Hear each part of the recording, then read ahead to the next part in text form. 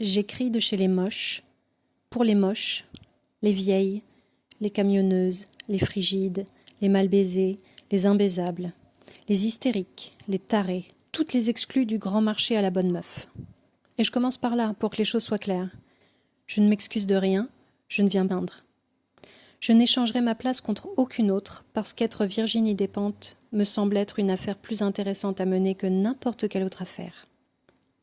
Je trouve ça formidable qu'il y ait aussi des femmes qui aiment séduire, qui sachent séduire, d'autres se faire épouser, des qui sentent le sexe, et d'autres le gâteau des enfants qui sortent de l'école. Formidable qu'il y en ait de très douces, d'autres épanouies dans leur féminité, qu'il y en ait de jeunes, très belles, d'autres coquettes et rayonnantes. Franchement, je suis bien contente pour toutes celles à qui les choses telles qu'elles sont conviennent. C'est dit sans la moindre ironie. Il se trouve simplement que je ne fais pas partie de celle-là. Bien sûr que je n'écrirais pas ce que j'écris si j'étais belle, belle à changer l'attitude de tous les hommes que je croise. C'est en tant que prolote de la féminité que je parle, que j'ai parlé hier et que je recommence aujourd'hui. Quand j'étais au RMI, je ne ressentais aucune honte d'être une exclue, juste de la colère. C'est la même en tant que femme. Je n'ai pas la moindre honte de ne pas être une super bonne meuf.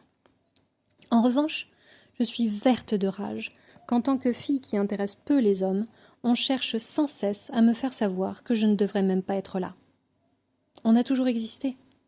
Même s'il n'était pas question de nous dans les romans d'hommes, qui n'imaginent que des femmes avec qui ils voudraient. On a toujours existé, on n'a jamais parlé. Même aujourd'hui que les femmes publient beaucoup de romans, on rencontre rarement de personnages féminins au physique ingrat ou médiocre, inaptes à aimer les hommes ou à s'en faire aimer. Au contraire, les héroïnes contemporaines aiment les hommes, les rencontrent facilement, couchent avec en 2 chapitres, elles jouissent en 4 lignes et elles aiment toutes le sexe. La figure de la loseuse de la féminité m'est plus que sympathique, elle m'est essentielle. Exactement comme la figure du loser social, économique ou politique. Je préfère ceux qui n'y arrivent pas pour la bonne et simple raison que je n'y arrive pas très bien moi-même. Et que dans l'ensemble, l'humour et l'inventivité se situent plutôt de notre côté.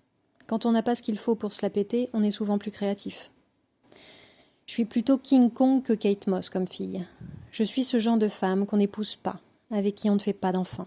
Je parle de ma place de femme toujours trop tout ce qu'elle est, trop agressive, trop bruyante, trop grosse, trop brutale, trop hirsute, toujours trop virile, me dit-on. Ce sont pourtant mes qualités viriles qui font de moi autre chose qu'un cas social parmi les autres. Tout ce que j'aime de ma vie, tout ce qui m'a sauvée, je le dois à ma virilité. C'est donc ici, en tant que femme, inapte à attirer l'attention masculine, à satisfaire le désir masculin et à me satisfaire d'une place à l'ombre que j'écris.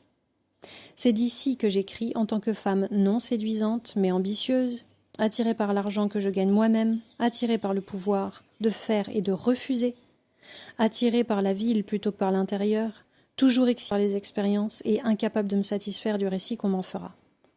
Je m'en tape de mettre la gaule à des hommes qui ne me font pas rêver.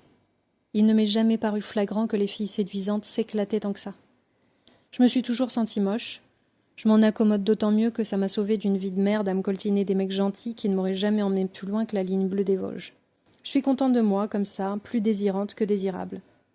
J'écris donc d'ici, de chez les invendus, les tordus, celles qui ont le crâne rasé, celles qui ne savent pas s'habiller, celles qui ont peur de puer, celles qui ont les chicots pourris, celles qui ne savent pas s'y prendre, celles à qui les hommes ne font pas de cadeaux, celles qui baiseraient avec n'importe qui voulant bien, les grosses putes, les petites salopes, les femmes à chatte toujours sèches, celles qui ont des gros bides, celles qui voudraient être des hommes, celles qui se prennent pour des hommes, celles qui rêvent de faire ardeuses, celles qui n'en ont rien à foutre des mecs mais que leurs copines intéressent, celles qui ont un gros cul, celles qui ont les poils drus et bien noirs et qui ne font pas se faire épiler, les femmes brutales, bruyantes, celles qui cassent tout sur leur passage, celles qui n'aiment pas les parfumeries, celles qui se mettent du rouge trop rouge, celles qui sont trop mal foutues pour pouvoir se saper comme des chaudasses mais qui en crèvent d'envie, celles qui veulent porter des fringues d'hommes et la barbe dans la rue, celles qui veulent tout montrer, celles qui sont pudiques par complexe, celles qui ne savent pas dire non, celles qui ferment pour les mater, celles qui font peur, celles qui font pitié,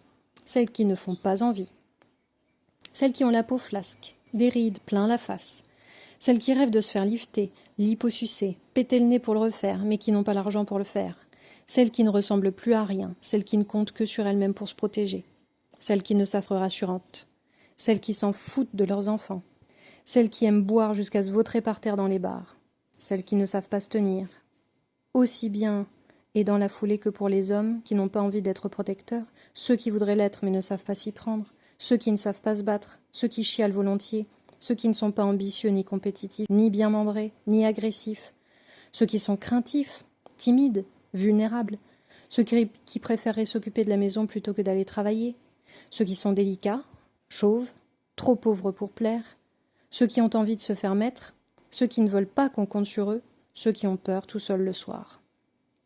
L'idéal de la femme blanche, séduisante mais pas pute, bien mariée mais pas effacée, travaillant mais sans trop réussir pour ne pas écraser son homme, mince mais pas névrosée par la nourriture, restant indéfiniment jeune sans se faire défigurer par les chirurgiens de l'esthétique, maman épanouie mais pas accaparée par les couches et les devoirs d'école, bonne maîtresse de maison mais pas boniche traditionnelle, cultivée mais moins qu'un homme.